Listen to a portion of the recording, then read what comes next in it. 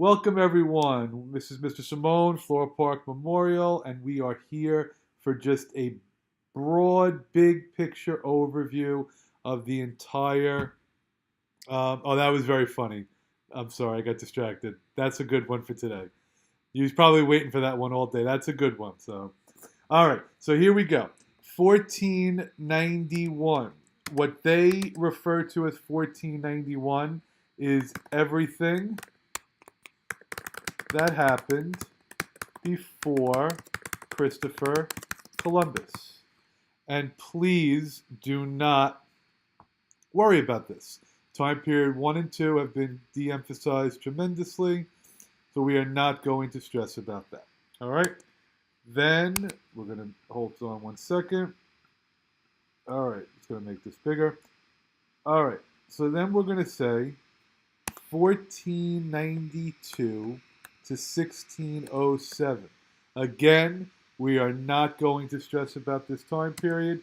This includes mostly Spanish colonization. Okay, mostly Spanish colonization. You might remember the encomienda system, but that's about it. Don't stress about that at all. Okay. Now, why do we stop at 1607? Because 1607 is the founding of Jamestown. 1607 is the founding of Jamestown by the British. So, Jamestown, and if I get a little bit too carried away, because it's impossible for me to not talk about the history, just tell me, Simone, chill, we got this, don't worry about it. But it's good to know Chesapeake versus New England. So Jamestown was the Chesapeake. No, you're not supposed to see me. I turned my webcam off. So we already got the dogs in view. But the Chesapeake is Jamestown. You can see me? Really? That's interesting. Are you sure about that? Can you see me now? Yeah, I didn't think so. All right. So the Chesapeake is Jamestown. New England is Massachusetts Bay, the Plymouth Colony, and Chesapeake, they came for money, economic reasons. New England is they came for religious reasons. Is everybody clear on that? So, so basically Jamestown is 1607, and then 1620 is Plymouth, and then 1629 is Massachusetts Bay. But please, Alyssa, there's no need to worry about this time period. Once we get to the American Revolution, I shouldn't say that. Once we get to the French-Indian War, that's when you really need to start focusing on time periods. Anything in the 1600s is going to be English colonization. Okay? So 17th century, which is the 1600s, is the development of the British North American colonies. And that's it. Okay? Yes, Plymouth is New England. So Plymouth and Massachusetts Bay are New England. They are arriving for religious reasons. Jamestown is the Chesapeake. They are arriving for economic reasons. Everybody clear on this time period? Again, it has been de-emphasized lately, so we're not going to stress about it. So now we're getting to our first big moment. And this is 1754 to 1763. So now it begins, everyone. Now it's on, all right? This is the French and Indian War. 1754 to 1763, the French and Indian War, also known as the 7 Years' War. If you call it the 7 Years' War, I know you're going to get the question, it's not 7 years, then it would start in 1756.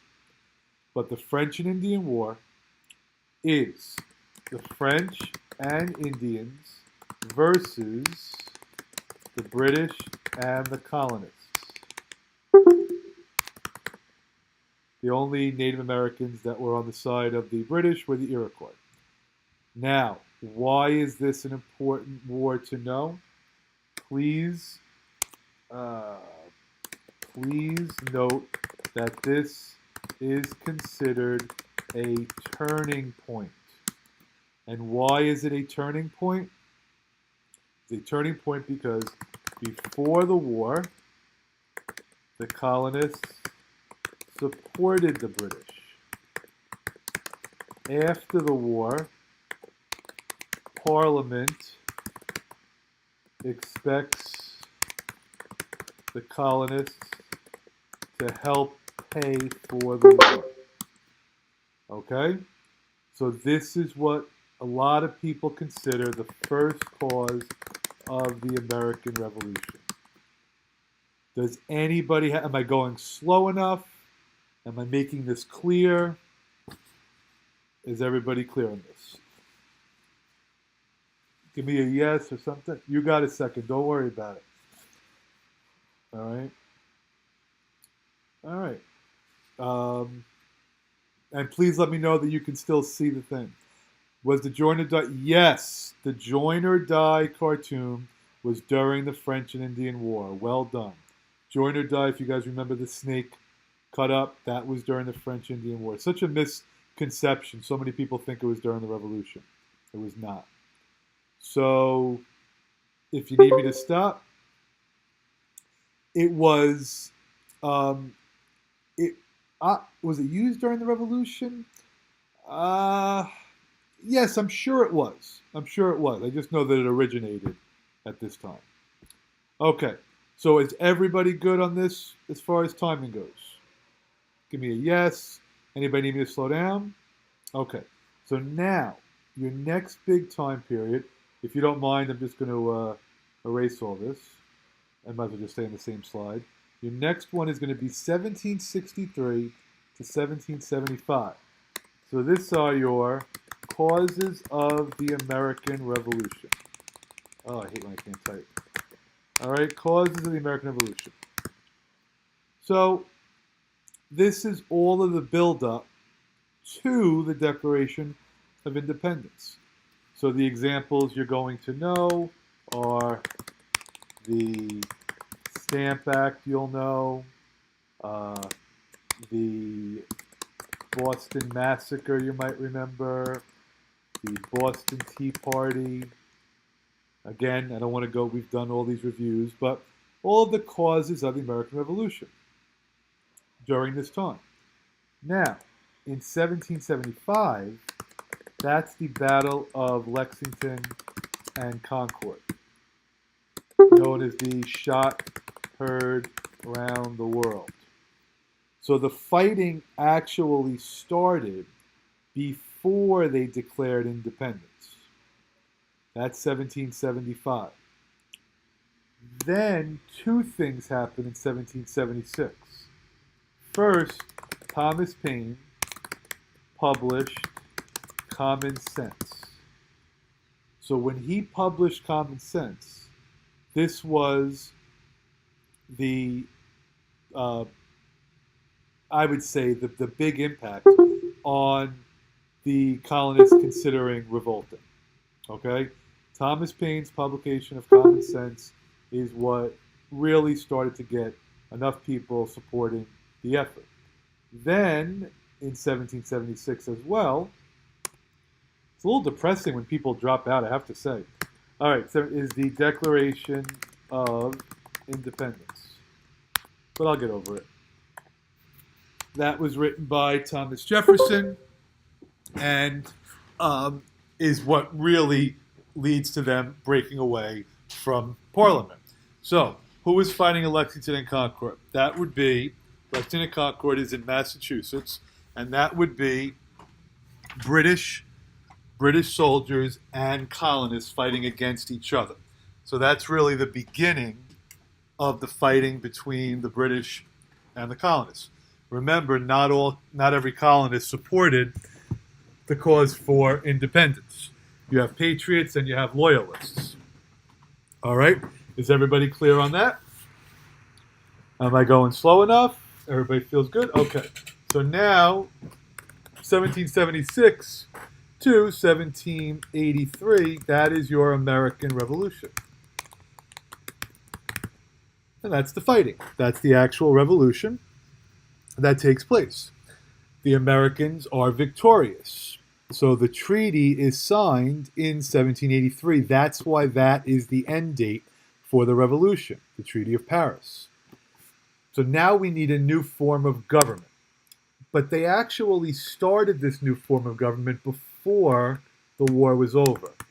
So this is called the Articles of Confederation.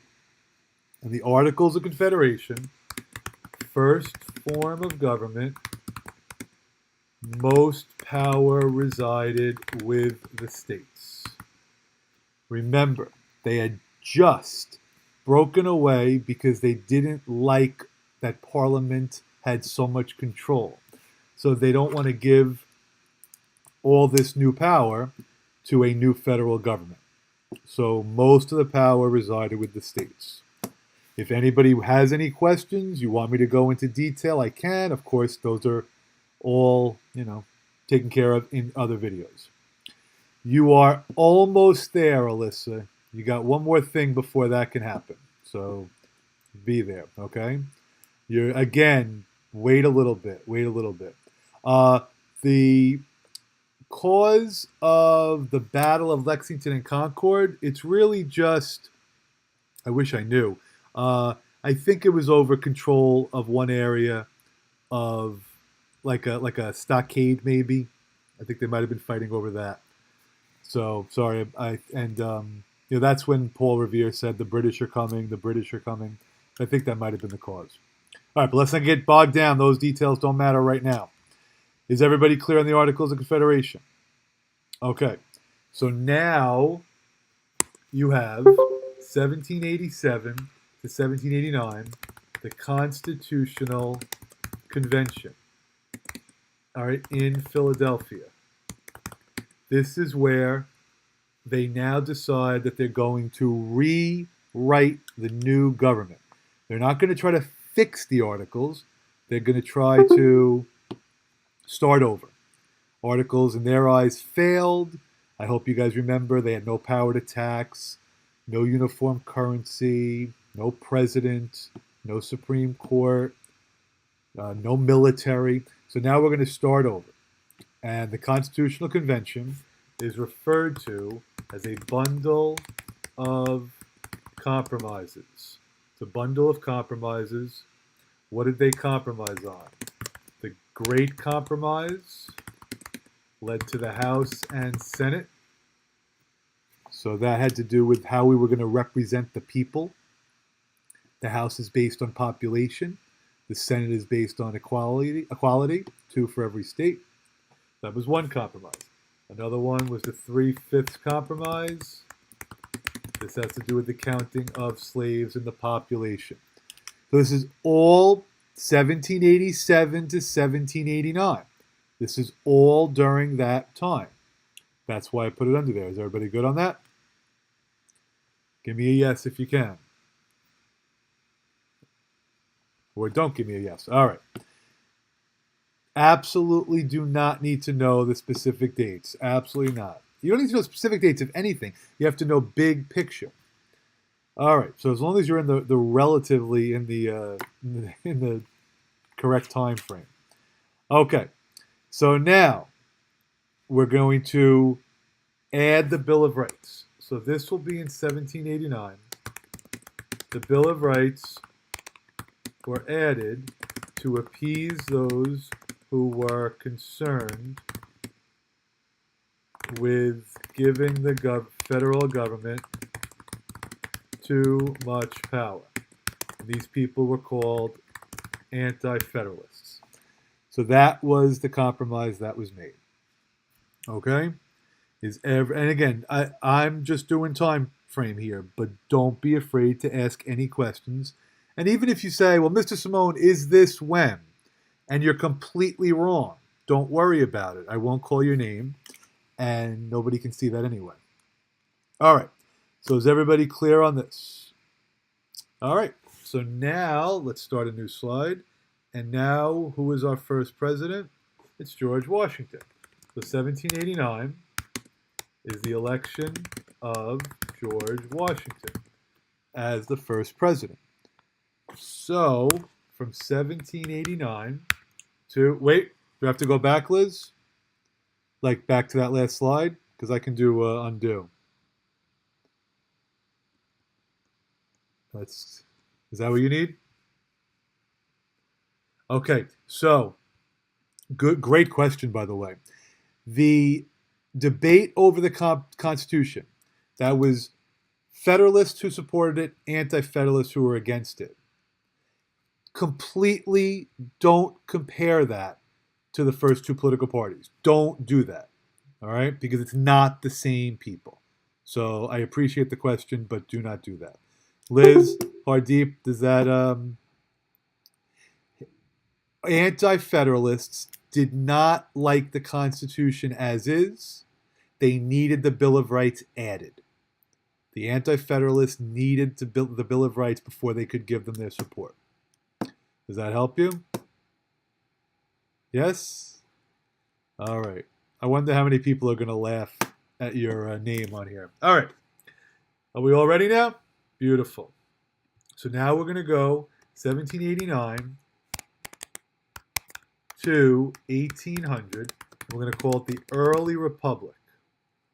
And this is really the presidencies of Washington and John Adams.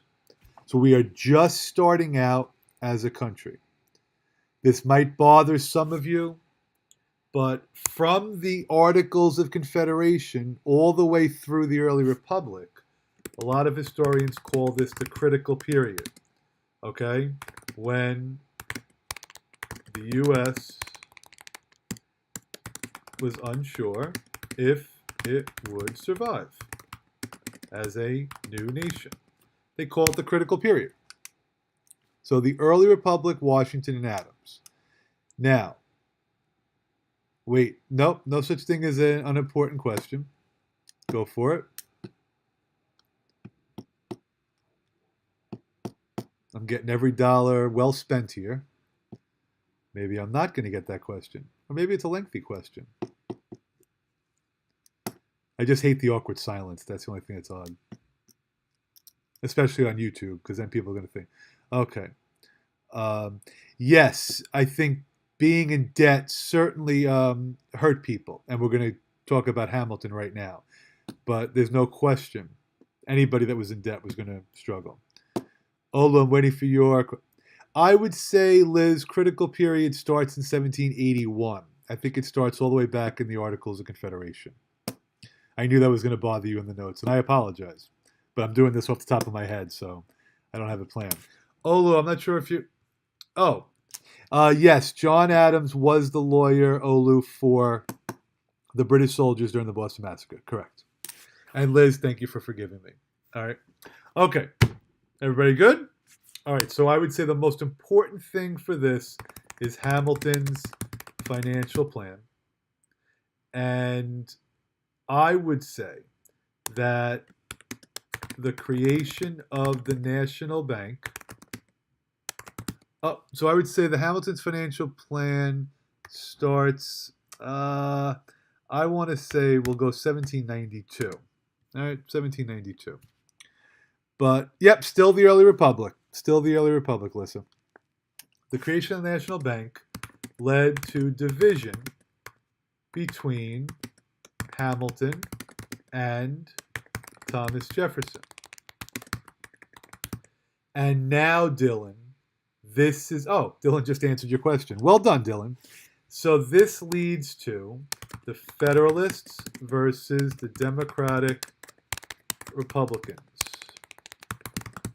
So the Democratic Republicans are Jefferson, and the Federalists are Hamilton. And that leads to your first two political parties. I mean, historians debate what the cause of that was. Some people think it was the interpretation of the Constitution, and other people think it was positions on Britain and France. But these are your first two political parties. Again, we're not reviewing everything. I'm just doing the big time period. Yes, Jazz, the Whigs come in the 1830s. Whigs come in the 1830s. Okay? Because if I review everything, we'll be here all year, and some students will still accuse me of not teaching everything. All right, inside joke. You have as many seconds as you need. All right. I don't know if I should turn on the... Oh, Alyssa, you like that. I'm not sure if I should turn on the basketball. I'm going to stay off from the basketball game so I don't get distracted. Okay. Oh, thank you, Liz. I appreciate that. Is everybody good on this slide? Oh, everybody? Liz, good? All right. So now we're going to go to 1800 is the election of Thomas Jefferson. 1800 is the election of Thomas Jefferson. Now we get a little bit closer to specific dates that it's going to be helpful to know. So Jefferson's elected, then we're going to go to 1803. That's the Louisiana Purchase.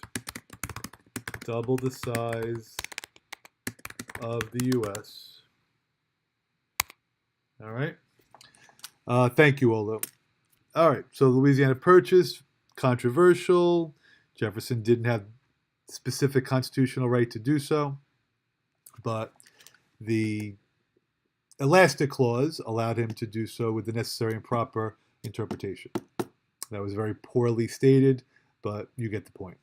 All right, so now we're going to go to 1807, and this is the Embargo Act. The Embargo Act was a response to impressment, which was the kidnapping of sailors. All right. And let's see, we got a question here. What territory is in? So Louisiana Purchase goes up. I have somebody on audio. The Louisiana Purchase, it goes all the way close to like the Oregon Territory. It's that far. Okay? Does that help you? Yes? Okay. All right. So now the Embargo Act was a response to impressment, and this will eventually lead to the War of 1812. War of 1812 is with the British. Probably could have been with the French, but the French took us up on the offer. And again, I won't get into too much detail, but this, sometimes people call that. So who was kidnapping sailors? The British were, the French were, any country. No, not a bad question at all. Basically, remember, we were young. We were a young nation. We were vulnerable. They were doing it because they want the sailors to then work on their ships. It's like pirating. It's, survival. So, yes, there you go, Dylan. They were bullying us. Okay? Is everybody clear? Everybody got the answer to that? All right, beautiful. So now, the War of 1812, some people call this the Second War for American Independence, or the Second American Revolution. I've heard that as well. But now get ready, because now we're going to get very detailed as far as chronology. So, in 1814, the Federalist Party disappeared, died out.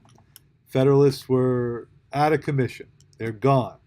So what are we left with? We're only left with one party. So now 1816 to 1824 is the era of good feelings.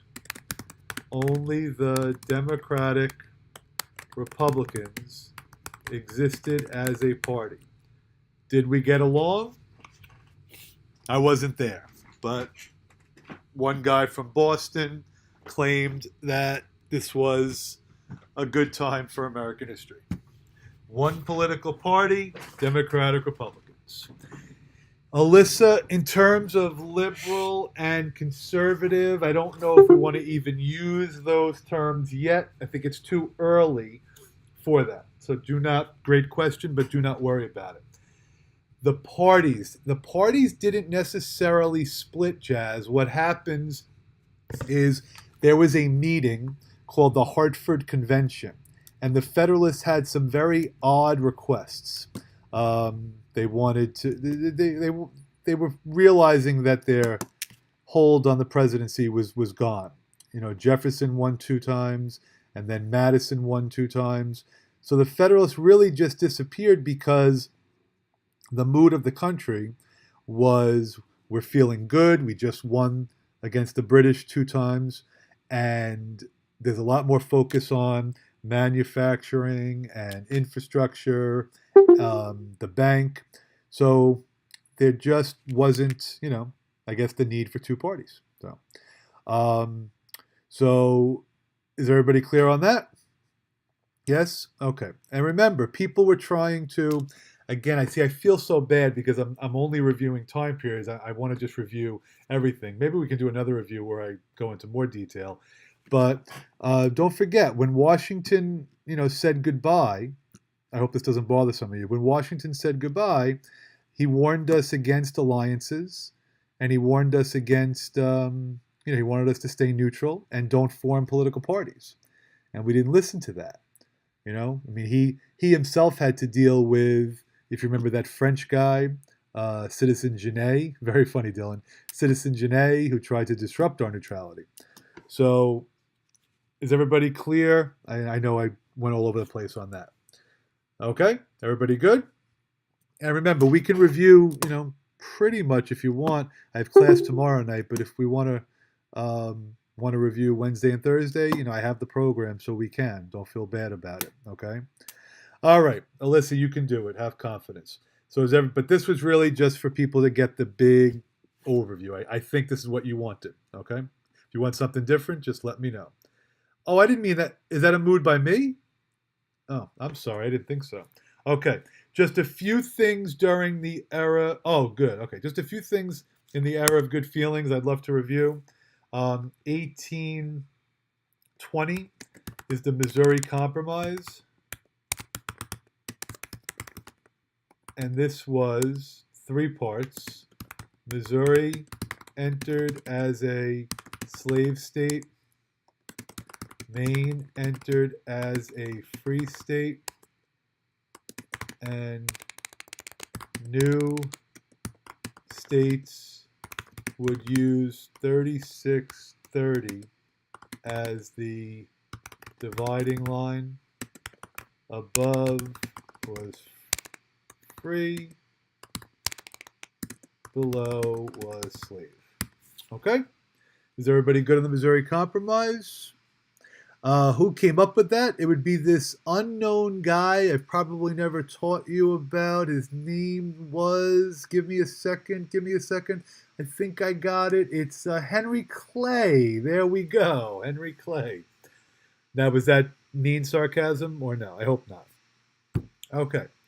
So, was it bad? I didn't mean to be. I was just trying to be funny. All right.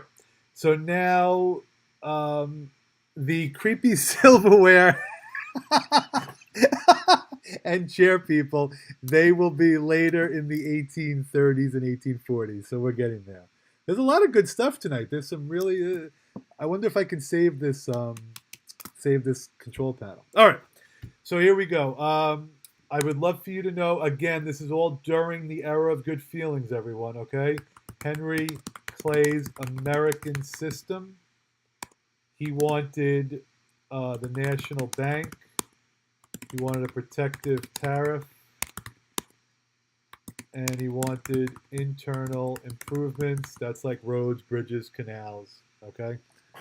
So, all right. Oh, Hardeep, you're on fire tonight. Very good. Oh, have you shared any of that yet with other people that are not here? It really was. I think that's a very classic line. All right, everybody good on this?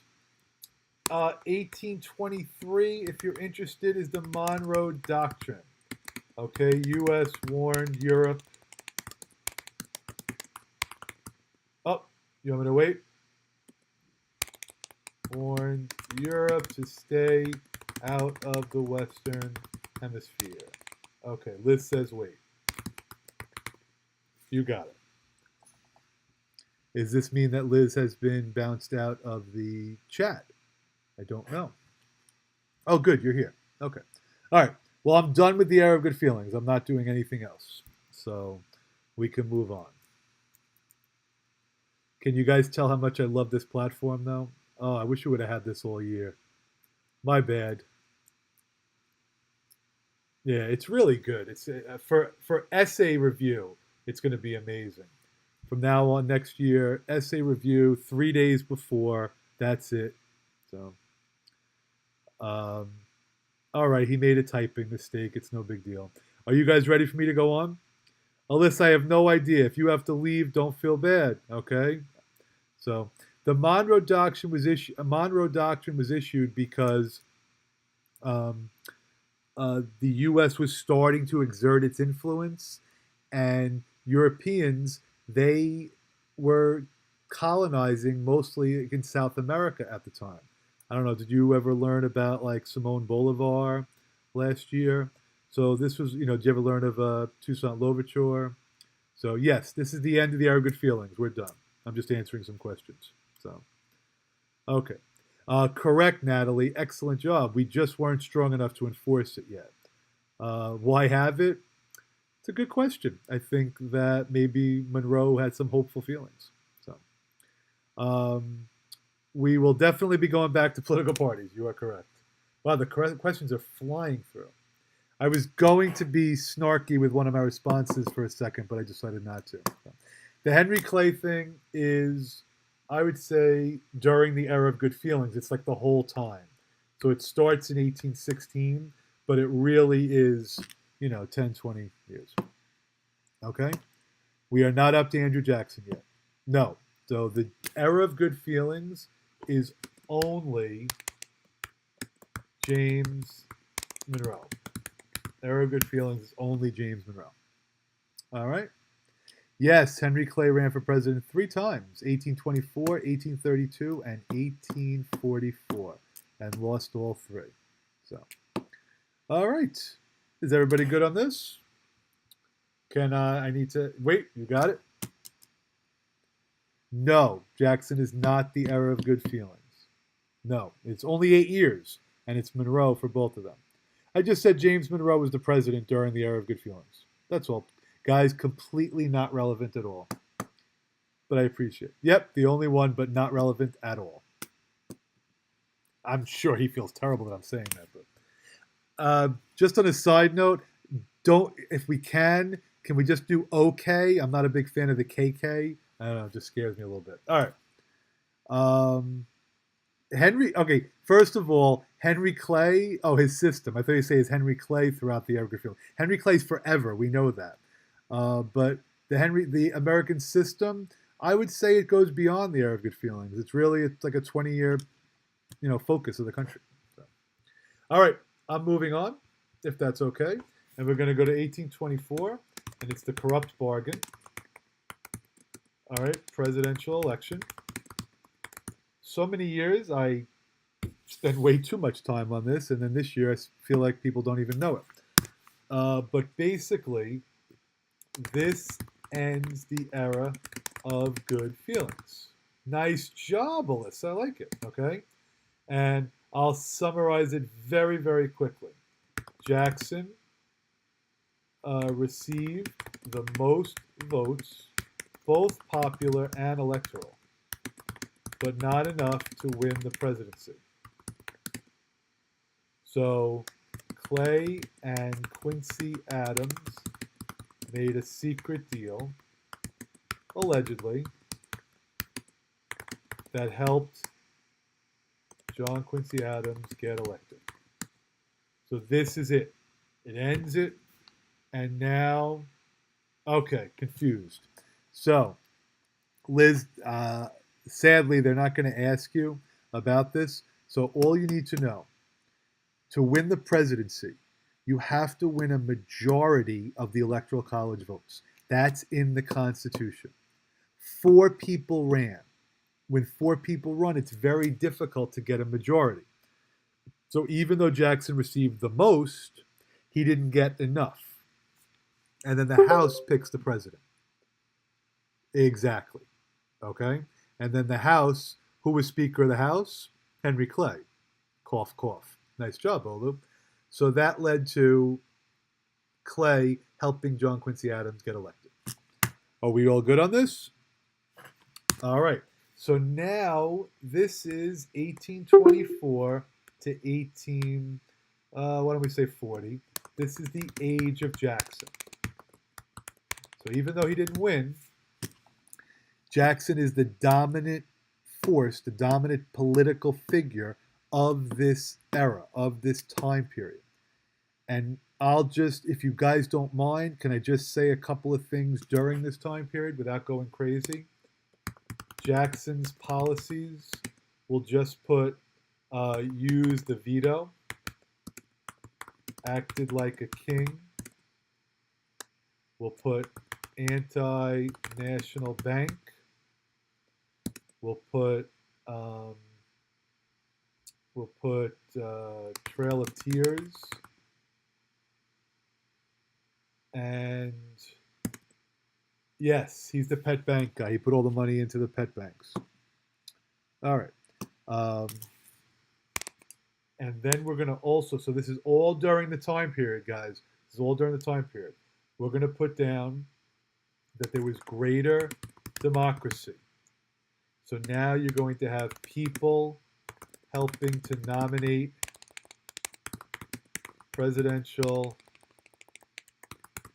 candidates, and you're going to have more white men voting. Okay? That is absolutely right, Hardeep. Jackson did not cause it. He was just around when it was happening. All right? Yes, that's what he meant. All right? During the same time period, this is going to be, so we'll just do 1830s, the Second Great Awakening. So this is going to be new religions, and it's going to be, Dylan, how do I say this? Chair and silverware people, the Mormons, the Transcendentalists, the Utopian communities, that would be the Oneida, those are your silverware people, and the Shakers, those are your furniture people. So it's just this time of religious revival. Yes, I would say so, Dylan. That's a nice way of summarizing. I would say, Lou, that was mean. But you know what, Dylan? I think the First Great Awakening is more about fear. Me personally, I think the First Great. So, okay. Are we good on the age of Jackson? Now, what I also want you to know is that this is the rise of the second two-party political system. Yes, Brigham Young was the leader of the Mormons second time around after Joseph Smith was killed. All right. So now you're going to have the rise of the second two-party system, and now this is going to be the Democrats versus the Whigs. Yes, Hardeep, New Harmony was your favorite community. That was the socialist one. So, Liz, that's a really great question.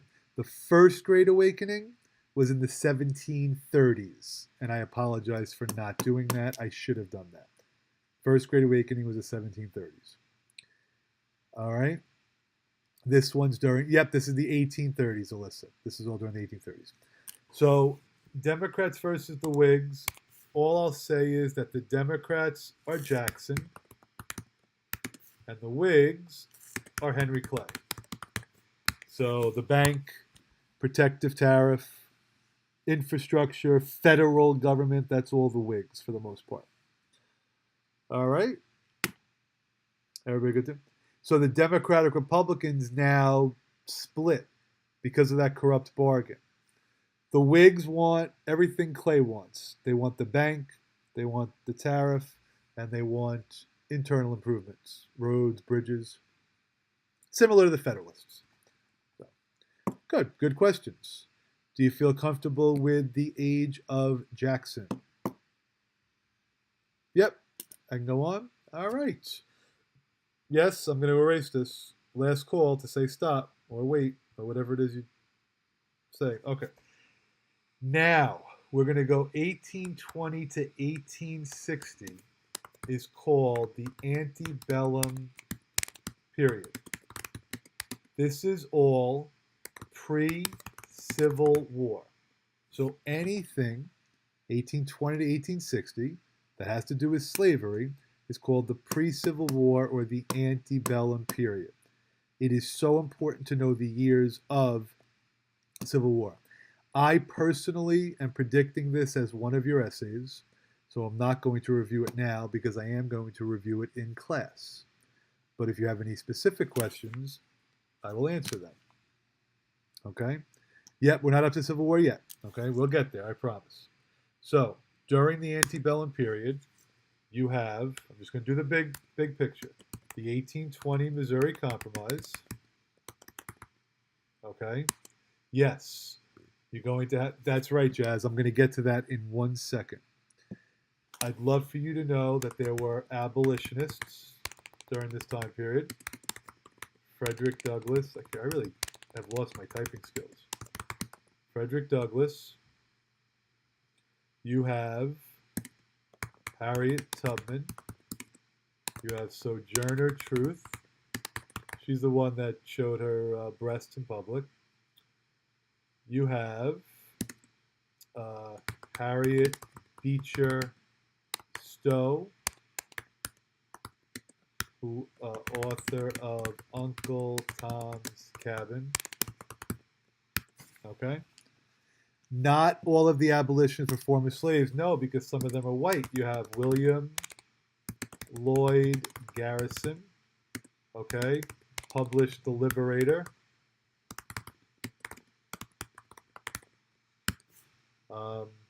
Charles Sumner, he's a senator, so does he get considered a abolitionist? I guess so.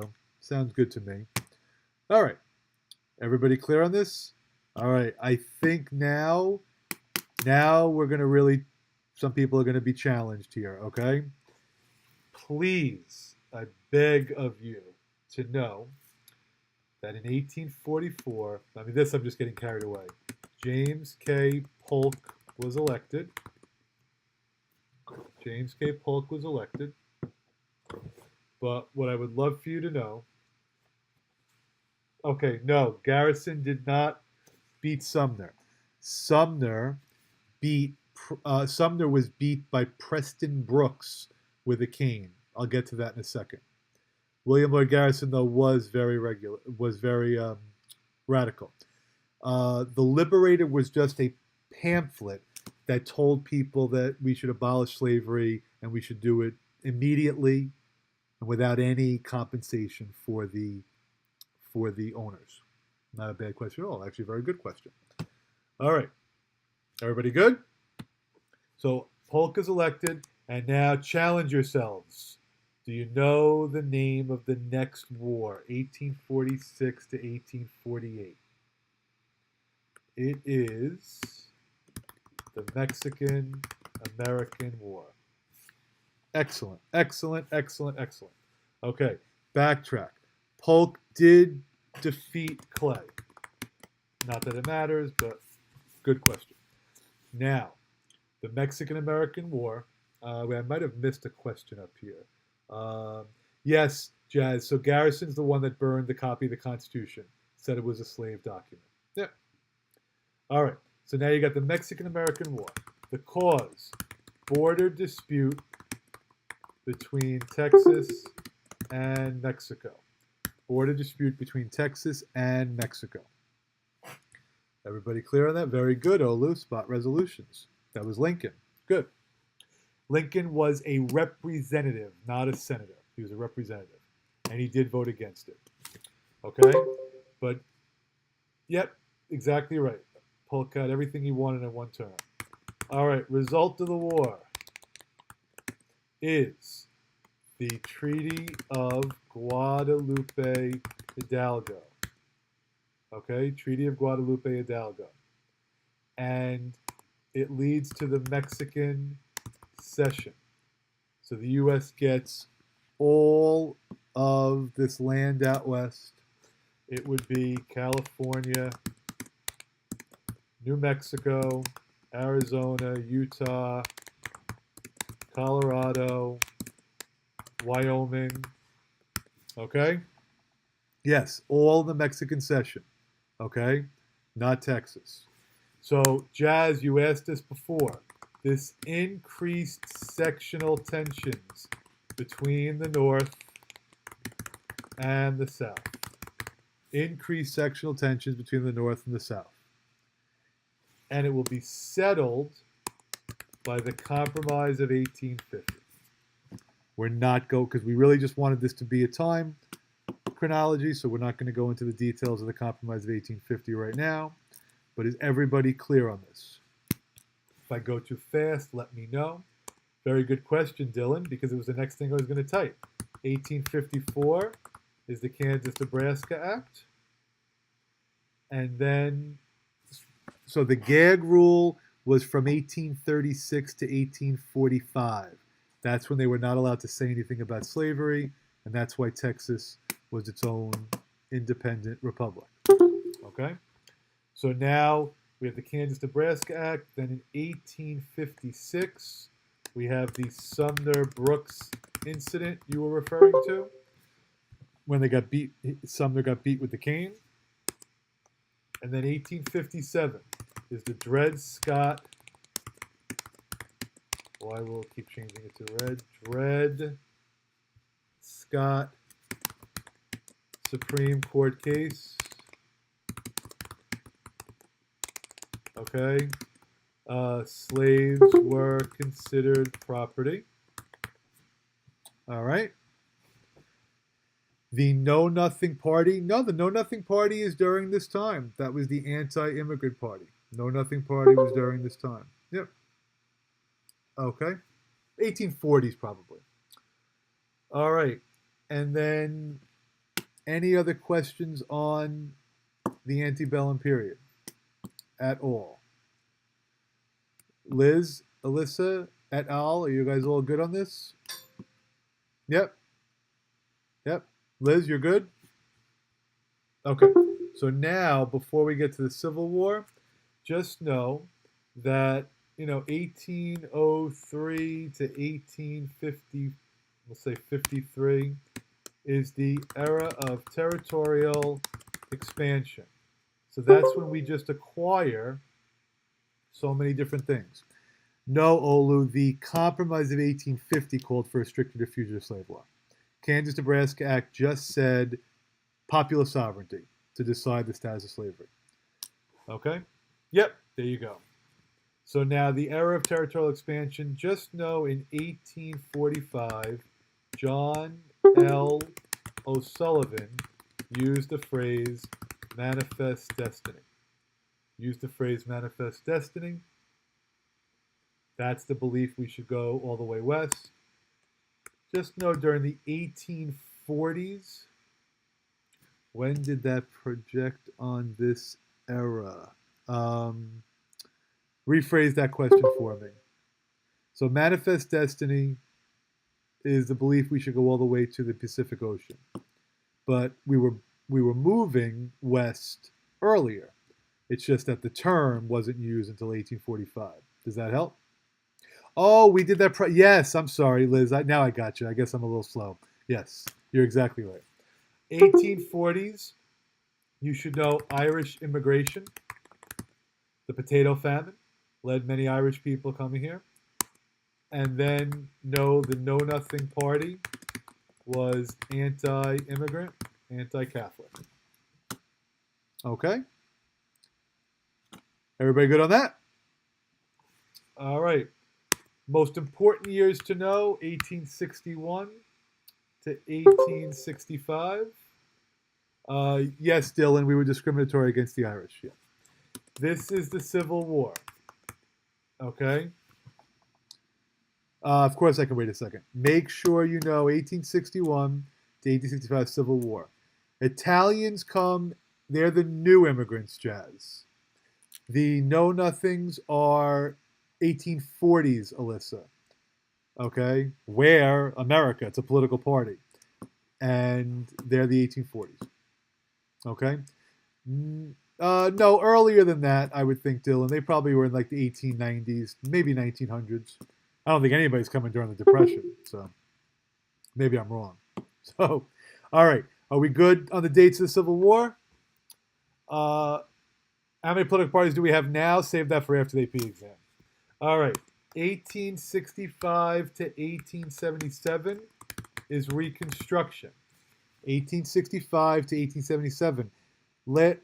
Oh, you mean during? So we have the Know Nothing was a small party, Olu. So we had Whigs, Democrats, and then they were just a third party.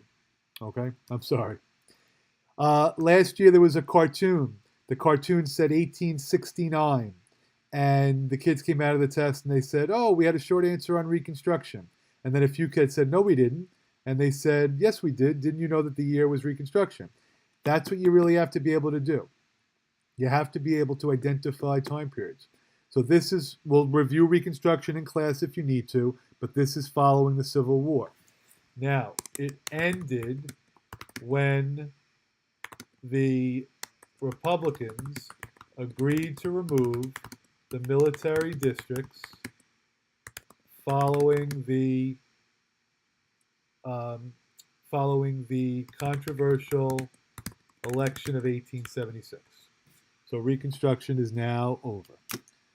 All right, we're getting there, Alyssa. We're making progress. People are dropping out, but I understand. But we're making progress. So, was the debt from the South had to be paid equally as a country? No, Jazz. That was during Hamilton's time. There's no issue with that here. That was during Hamilton's time. All right. So now we get to, I don't know, probably one of the more difficult times, but at the same time, just know it as the late 1800s. 1862 to 1898. We're going to call it the Gilded Age. You need me to go back a slide? All right. No, this is good. You need me to go back? Uh-oh. All right. There we go. Tell me when you're ready. No problem at all. That's what Control Z is for, right? One of the funniest things I ever saw in the yearbook was they asked teachers to fill out something like, what's your motto? Or what's it? You're probably not going to think this is funny, but one of the teachers put Control Alt Delete, because that used to be when nobody knew how to use computers. Just when all fails, just put Control Alt Delete. Move. I don't know. I thought it was funny. So, all right. Are you good, Natalie?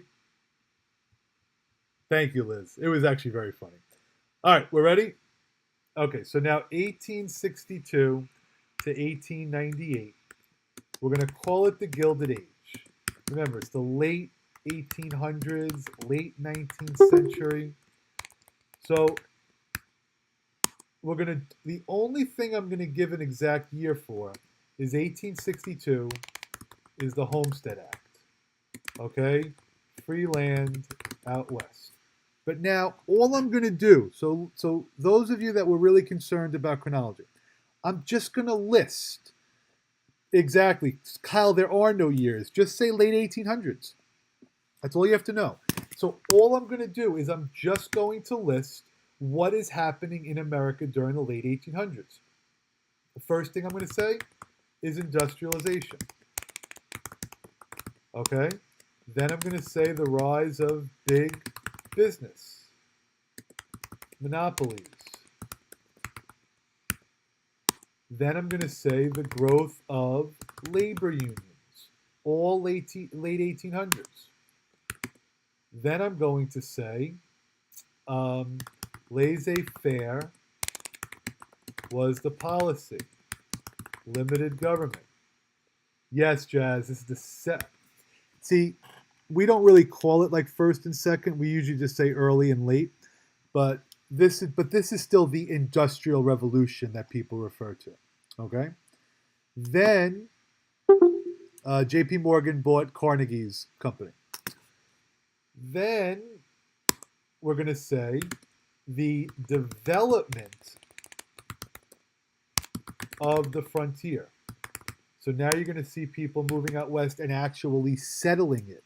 So before the Civil War, people were moving out there, but it was not fully developed yet. Then we're going to write that there was conflict with Native Americans. That's very important to know.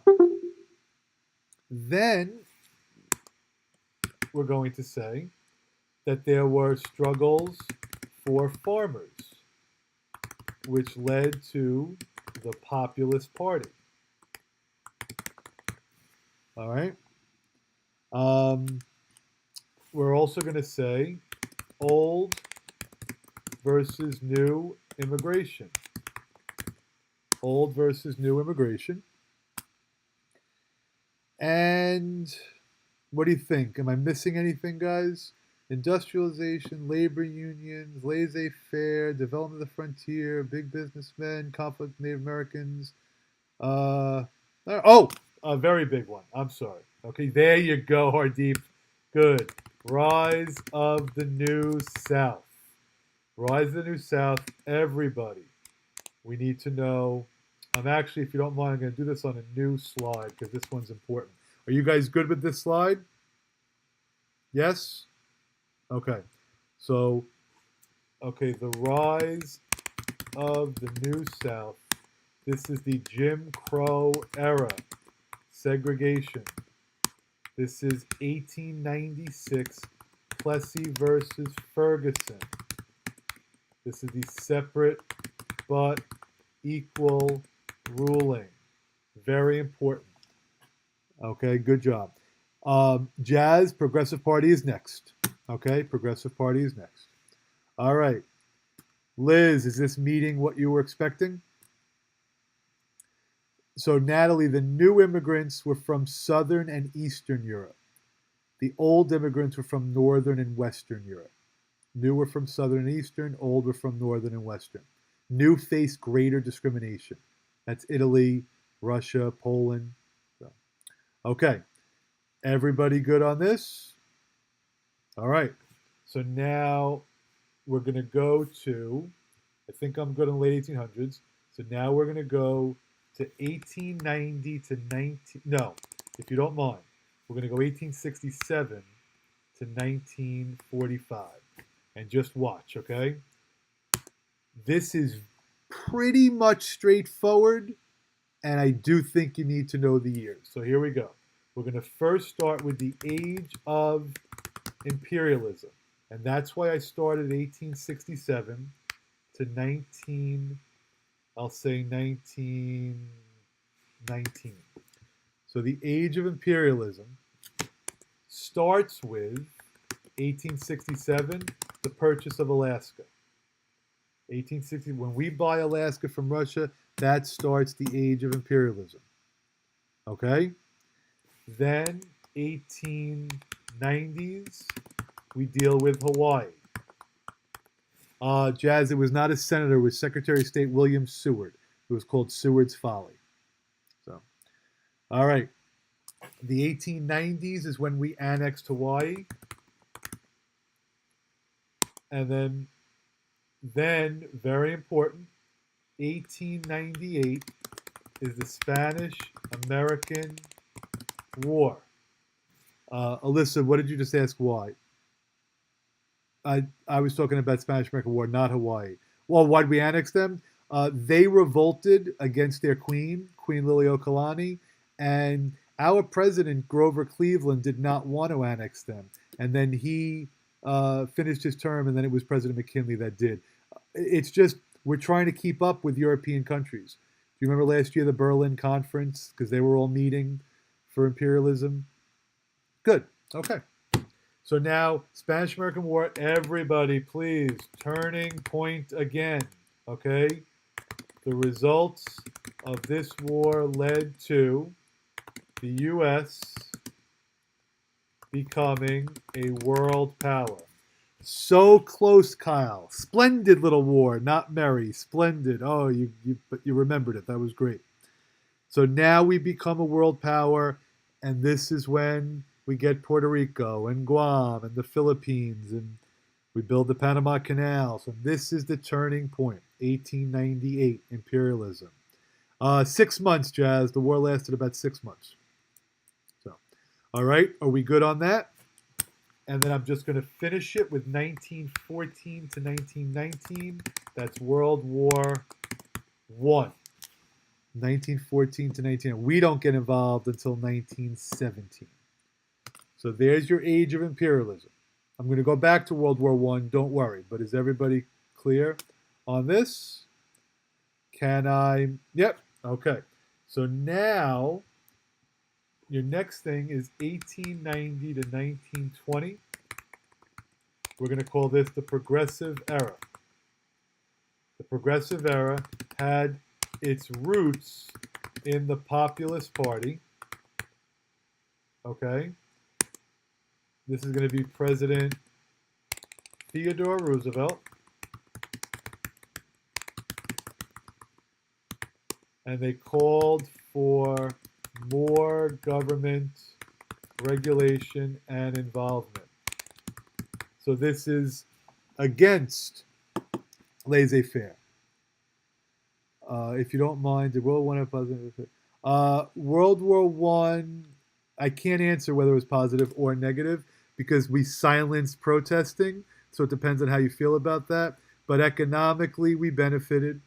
But then we dealt with the Red Scare afterwards. So the Square Deal was Teddy Roosevelt's plan for the country, and it included trust busting, and we're going to review all of that in class because that's one of my predictions. So, all right, remember this is just a chronology, and Alyssa, we're up to 1920, so we're so close to the end. All right, is everybody clear on the I don't like that. Okay, there you go. Is everybody clear on the Progressive Era timing? You're good? Okay. So now 1914 to 1919 is World War I. U.S. was neutral at first. And it's really the results for this I want you to know. Okay? It led to the first Red Scare, the Palmer Raids, fear of foreigners. Okay? So that's right after World War I. All right? So now the 1920s is the 1920s. Okay? Lower taxes, less regulation. Wow, that was terrible. Republican presidents. Okay? Credit. Flappers. This is where I can't control myself. Harlem Renaissance. It's like you guys in Fortnite. I just can't stop. So the 20s is following. What's with the random Q and the ha ha ha? By the way, all right. What was that the only reason for? The only reason for involvement in no World War I. Again, Jazz, I can't review everything right now, but it mostly was German unrestricted submarine warfare and the Lusitania and the Zimmerman telegram. Good. All right, we're good on the 20s. Okay, October 29th, 1929 is the stock market crash. Very good, Alyssa. So whenever you see 1930s, it's the Great Depression. That'll be another one of my predictions. So we'll review that in class also. Yes, somebody mark this time down. 9:09 p.m. on Monday, May 7th. One of Mrs. Simone's students finally knew when the Dust Bowl was. I am so happy. First time, I think, in 24 years. All right. So the Great Depression, 1930s. Then 1939 to 1945 is World War II. 1939 to 1945 is World War II. And then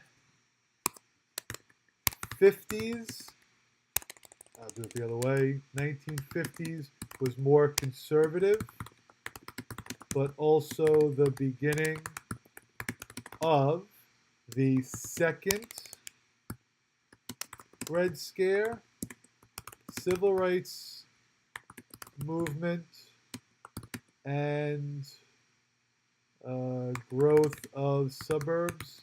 Well, we did this all in class today. Pause. You got it. When does you? So we get involved. Oh, we get involved in 1941, December 7th, 1941, is the attack on Pearl Harbor. Okay. Very good, Jazz. Dead will live in infamy. Nice job. All right. Wow, I'm down to 29% on my computer. This takes up a lot of space. So we got the 50s, more conservative.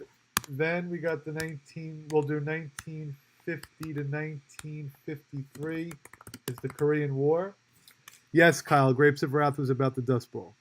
Alyssa asked a question and I didn't answer it. I'm sorry.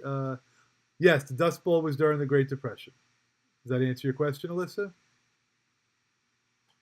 Good. Okay. Korean War is 1950 to 1953. Then the 1960s was a more liberal decade. 1964 to 1973 was the Vietnam War. 1980 is the election of Ronald Reagan, beginning of the modern conservative movement. And I don't know, guys. I mean, I think that's, a general overview timeline. It took us over an hour, but yeah, since Southern Strategy is 1968 hard deep. But I was really just giving people, the general overview. So you tell me, does that help? Does that do what you wanted? The Dust Bowl, Jazz, was what? The irony of the Dust Bowl. The Dust Bowl was when there was very strong winds in the Midwest coupled with a severe drought. So it created all these dust storms and people couldn't even see. You got it? Good. 5 pages of notes. Wow. All right. So, 1970s was the bad economy. Yes, Liz. No. But this is just so you have the general overview. So, Alyssa, you missed the dogs. We did that at the beginning. I'm so sorry. But we can, I know, it was at the beginning. Next time, Alyssa, we'll do another one Wednesday and Thursday if this helps for you guys. So, all right. I am sure people on YouTube can't wait for me to shut up, although they could just press stop and leave. But is everybody comfortable, happy, and content, and what you wanted? Give me some yeses here, because I would love to go watch some basketball. Yep, you're all good? Yeah, I didn't do, I'm assuming you all know,